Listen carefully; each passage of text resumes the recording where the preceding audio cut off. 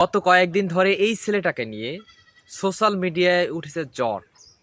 এমন একটা তথ্য উঠে এসেছে যে এই ছেলেটি নাকি তার মাকে হত্যা করেছে। আমি প্রথম থেকে এই কথাটি বিশ্বাস করতেছিলাম না, কারণ একটা মাদ্রাসায় পড়ুয়া ছেলে, সে শুধু মাদ্রাসায় পড়ার ছেলে নয়, সে একজন আলেম মানুষ এবং এলাকায় খুবই সুনামধন্য। এবং তার বাবা সাক্ষী দিয়েছে যে আমার ছেলে কখনো হত্যা করতে পারে না তার মাকে। এবং এর বড় ভাই, এই যে সাদ বিন আজিজ, যাকে দোষী করা হয়েছে হত্যার জন্য, এই ছেলেটির ব্যাপারে তার বড় ভাইও সাক্ষী দিয়েছে যে আমার ভাই এটা করতে পারে না, সে এরকম ছেলে না, সে একজন আলেম মানুষ। কিন্তু মিডিয়ায় দেখেন কি করছে। গত কয়েকদিন ধরে মাদ্রাসার ছাত্র, হাফেজ, আলেম এ ধরনের কথা উল্লেখ করে, এরকম শব্দ উল্লেখ করে করে বারবার মাদ্রাসার ছাত্র এটা বলে বলে উল্লেখ করে করে পত্রিকাগুলোতে, নিউজ ফিডে, সোশ্যাল মিডিয়ায় সাংবাদিকগণ এটাকে ভাইরাল করে দিয়েছে। আসলে ভাই, যখন একটা মাদ্রাসার ছাত্র ছোট কোনো অপরাধ করে, সেটাকে বড় করিয়ে দেখানো হয়, এটি হচ্ছে বাংলাদেশ। আর যদি কোনো অন্য সাইটের কোনো একটা ছেলে একটা খারাপ কাজও করে, সেটাকে ছোট করে দেখা হয়। এটা কেন? এই বৈষম্যটা কেন আসলে? আপনি দেখবেন পত্রিকাগুলোর হেডলাইনে, তারপরে হচ্ছে আপনার বিভিন্ন নিউজ ফিডে দেখবেন হেডলাইন করা হয়েছে যে মাদ্রাসার ছাত্র। কেন ভাই? অবশেষে কি হলো? এই ছেলেটি নির্দোষ প্রমাণিত হলো। তার বাবা এবং তার বড় ভাই সাক্ষী দিল যে আমার ছেলে এই কাজ করতে পারে না।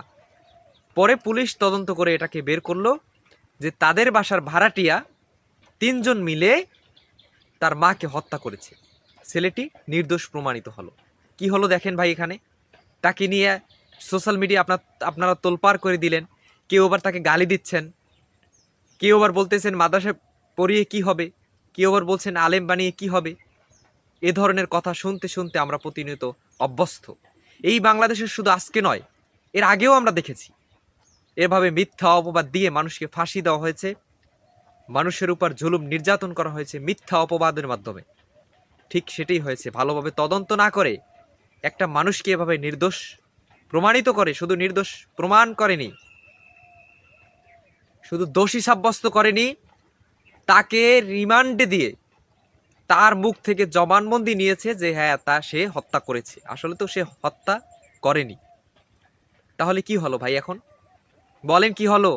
সারা বাংলাদেশের সোশ্যাল মিডিয়ার আইডিগুলো থেকে যে পরিমাণে পোস্ট তার ব্যাপারে এসেছে, মা হারানোর বেদনা কতটা কঠিন যার মা নেই সে বোঝে। মা যে কত দামি জিনিস, যার মা নেই সে বোঝে। সে মা হারিয়ে তার মাকে হত্যা করা হয়েছে, সে কতটা বেদনা বুকে নিচ্ছে, কতটা কষ্ট সে পেয়েছে। এই কষ্টের মধ্যে আরও তার মাকে হত্যা করে তার নামে দোষী সাব্যস্ত করে তাকে গ্রেফতার করে রিমান্ডে নেওয়া হয়। এই বাংলাদেশ কবে ঠিক হবে? কবে আমরা এ থেকে বেরিয়ে আসতে পারবো? আমরা এই বর্তমান সরকারের কাছে আবেদন রাখতে চাই, এই জায়গা থেকে দেশকে সরিয়ে নিয়ে আসতে হবে।